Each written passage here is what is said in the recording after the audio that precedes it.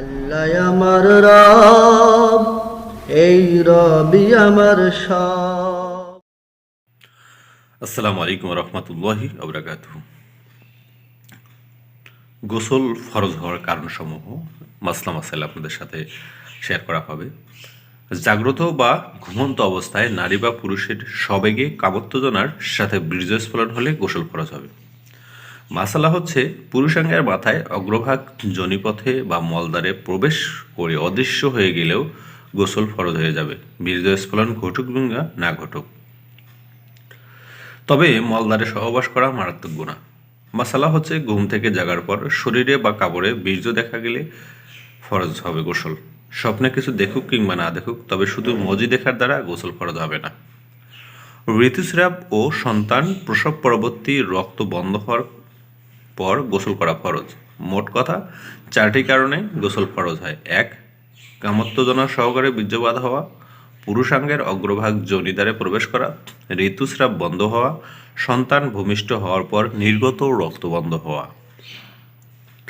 মাসালা হচ্ছে অপ্রাপ্ত বয়স্ক মেয়ের সাথে সহবাস করলে মেয়ের উপর গোসল ফরজ হবে না, তবে অভ্যাস গড়ে তোলার জন্য গোসল করা উচিত।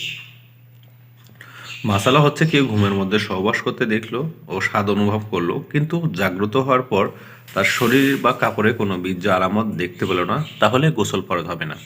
কিন্তু যদি কোথাও ভিজা মনে হয় তাহলে গোসল করতে হবে। মাসালা হচ্ছে রোগ বা অন্য কোনো কারণে কামভাব ও কামোত্তেজনা ছাড়া বীর্য বের হলে গোসল ফরজ হবে না। এ কারণে কামভাব ও কামোত্তেজনা যদি হয় তখন গোসল ফরজ হবে না, তবে উযু নষ্ট হয়ে যাবে। মাসালা স্বামী স্ত্রী একই বিছানায় ঘুমিয়েছে, ঘুম থেকে উঠে বিছানায় বীর্যের দাগ দেখতে পেয়েছে, অথচ ঘুমের মধ্যে কিছু স্বপ্নে দেখার কথা কারো মনে পড়ছে না। এমতো অবস্থায় সতর্কতা অবলম্বনে উভয়ে গোসল করা নেবে। মাসালা হচ্ছে যদি খতনাবিহীন লোকের লিঙ্গ দিয়ে বীর্য বের হয়, চামড়ার ভিতরে থেকে যায়, তাহলেও সে ব্যক্তির উপর গোসল ফরজ হবে।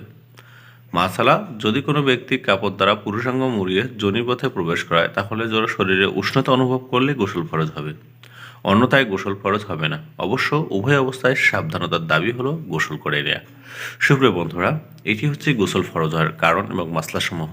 আসুন আমরা এই মাসলাগুলো নিজে জেনে অপরকে জানানোর চেষ্টা করি। এ পর্যন্তই। আসসালামু আলাইকুম রহমতুল্লাহি ওয়া বারাকাতুহু।